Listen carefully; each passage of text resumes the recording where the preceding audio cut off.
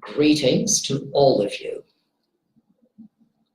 This is the 23rd of December of the year 2018. It is almost 11:20 at night here in my country. In other words, almost 23 hours and 20 minutes in my country.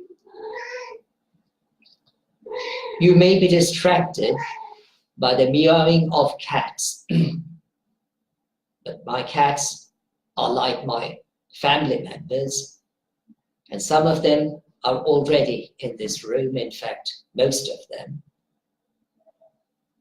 and they are enjoying the coolness of this part of the year. This is also the fourth Advent, according to many traditional calendars of the world. Perhaps most people who confess themselves as Christians celebrate this fourth Advent, which is usually the last Advent before the Christmas day, even though sometimes there may be a fifth Advent. If I'm not wrong, the word Advent, or perhaps derived from the expression Advent, please forgive my incorrect pronunciation, means the arrival or the coming. And if I'm not wrong, according to the New Testament, this is the time when people believe that Jesus Christ was born, even though this may be disputed on the ground that according to Luke's Gospel, the second chapter of the Gospel according to Saint Luke, or Luke the Apostle, shepherds were out in the field at night, which was unlikely to be the moment when Jesus Christ was born, if his time were in winter. So there may be opinions which contradict that Christmas was not during the coldest month of the Northern Hemisphere. Today I want to begin with a short story. This is a story of a magistrate. There is another background noise. Someone is probably parking his vehicle not far from my current residence, and he's probably igniting his ignition of the vehicle, I mean, of course. But the story goes on something like this, and indeed in this story, even an incidence of a car is likely to appear. A magistrate wanted to spend a quiet Christmas Eve in his cottage, not very far from the town or city where he had his office of magistrates, or the office of judiciary. Late in the afternoon, while he was preparing his evening meal for Christmas Eve, hoping that having had the meal, he would listen to some Christmas carols and thereafter attend a midnight service in his native church. Shortly before the evening, or late in the afternoon, he heard someone parking a vehicle in front of his cottage or his residence. And the sound was something like the one you just heard live. He went to the window to see who was parking the vehicle, as he was not expecting any visitor on that particular evening. But someone approached him, an elderly person, looked somehow a little feeble, perhaps also exhausted. This gentleman said he had been traveling almost 300 kilometers on that day, and he was looking for a restaurant where he could have some kind of refreshment or a meal and be able to drive thereafter. The magistrate recognized that in his village, the only restaurant which was in his vicinity would be closed on that particular evening due to the celebration of Christmas Eve, and the people in that place would like to relax or even rest before attending the church service.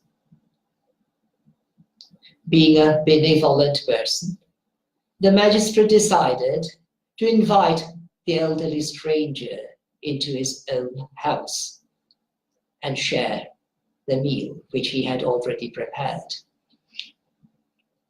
The elderly gentleman accepted the invitation, came to the house, shared the meal, thanked the magistrate, and then went on his way, drove away. While the magistrate went to see this gentleman off at the gate, and shortly after the departure, after the gentleman had left, the magistrate heard the cry from his vicinity. Someone was crying for help. It sounded the cry of an elderly lady. So he went immediately to the spot to find out what was going on. He discovered an elderly lady who was living on her own, came to dispose trash and slipped onto the icy floor and fell down and injured herself quite severely. And since she had no kin of her own, at least in the immediate vicinity, the benevolent magistrate felt obliged to take this person to the nearest hospital by driving her in his own car. Having fulfilled all the formalities and having admitted the lady to the hospital, the magistrate returned home, hoping to spend a couple of hours before attending the midnight service. Suddenly, the phone bell rang. Cring, cring, cring, cring, cring, cring.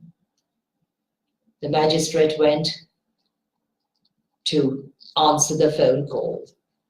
Permit me to remind you that in those old days, he did not have a cell phone or a mobile phone or a tablet at his disposal. So he went to answer the landline phone. He picked up the phone and someone said, "Your Honor, I'm calling from the local police station. I'm so sorry about an inconvenience on this particular evening. The 3 boys who were breaking into a store have been arrested, and in order to bail them, we need your approval in person." So the magistrate went to the police station in person, signed the forms which were required in order to order that the youths be discharged on bail. The magistrate also explained to them how wrongful it was to break into someone else's premises, including shops and stores or stalls. In fact, the magistrate said, permit me to quote, "Today the shops are closed, so will they be tomorrow. But I shall get you presents as soon as the shops reopen, after the Boxing Day, or St. Stephen's Day, as it is also called." By the time the formalities were over, it was almost 11 post-meridian, or 11 o'clock late in the evening, not much earlier than the time at which I'm talking to you according to my computer clock. So the magistrate decided to go into the church directly as the midnight service was beginning. The church was not a very large one, as it may be expected to be in a village. It was also overcrowded to some extent, and the magistrate had to exercise considerable efforts in order to find even a standing place in the church. By the time the magistrate was able to enter the church, the first passage from the book of Micah, or perhaps from the book of Isaiah, either Micah chapter 5, I believe, or Isaiah chapter 9, was already read. Even the Psalms were read. Even the epistle was read. The first hymn or the carol had already been sung. And the vicar of the church was already standing in order to deliver his sermon. But the vicar began his sermon in an unusual way. He said, "You all know that I was admitted to hospital shortly before the first day of Advent. Today, unlike the usual services, I'm not going to read to you from Luke chapter 2. I mean, the second chapter of Luke's Gospel. But I want to read to you first a passage from Matthew's Gospel, which was scheduled to be read and the sermon to be delivered on the same, on the first day of Advent." And the magistrate began to read a passage from the 25th chapter of St. Matthew. In fact, according to modern translation, from the 31st verse, which began something like this: "When the king comes in his glory, and the angels with him, he will sit on his glorious throne, and he will separate the sheep from the goats. He will put the sheep on his right and the goats on his left." And then continue to say, "Blessed are those who gave me food when I was hungry, gave me drink when I was thirsty, clothed me when I was naked, came to visit me when I was ill, visited me when I was in prison." And the magistrate recognized that all those things took place on that very evening in his own life. The reason why I decided to say this, or even tell this story, is very simple. Many of us, if not most of us, are accustomed to spend large sums of money on a Christmas meal. But believe me, my friends, even one of those single meals costs more than the amount could be spent in order to save 10 individuals for a whole week in certain countries.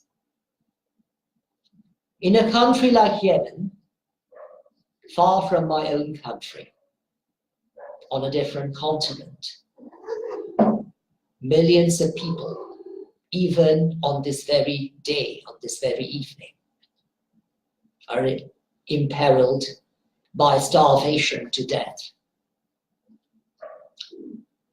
Is it too difficult for us to sacrifice a little in order to help those who are in such desperate need, even at the point of death due to starvation?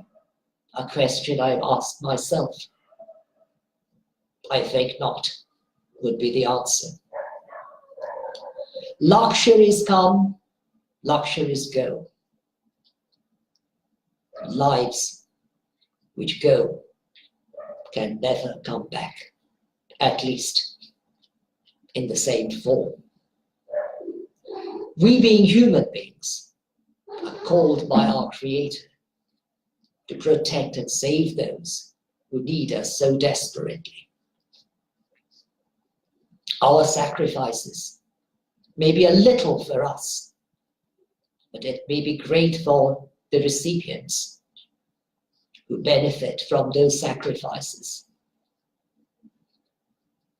I do not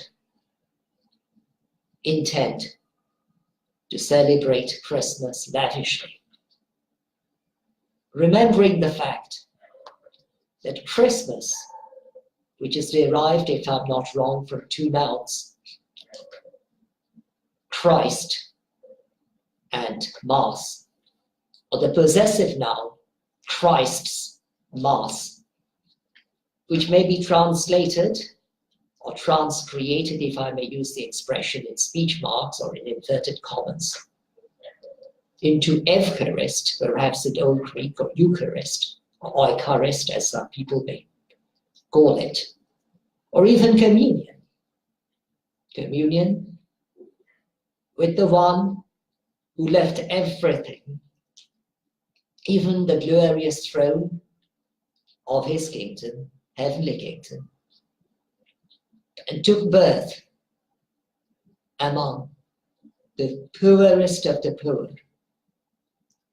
who, according to Luke's Gospel, did not even have any room, but had to be laid down in a crib, in a creche, in a manger.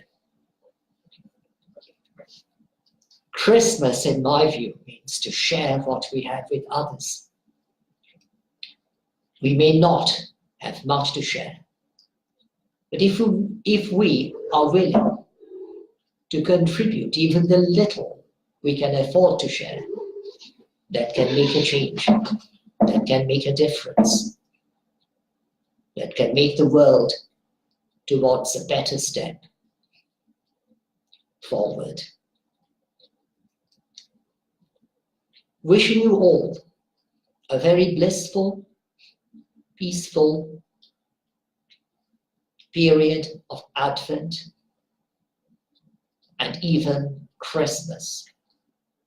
Hoping to see you then again live. God bless. Good night from my country.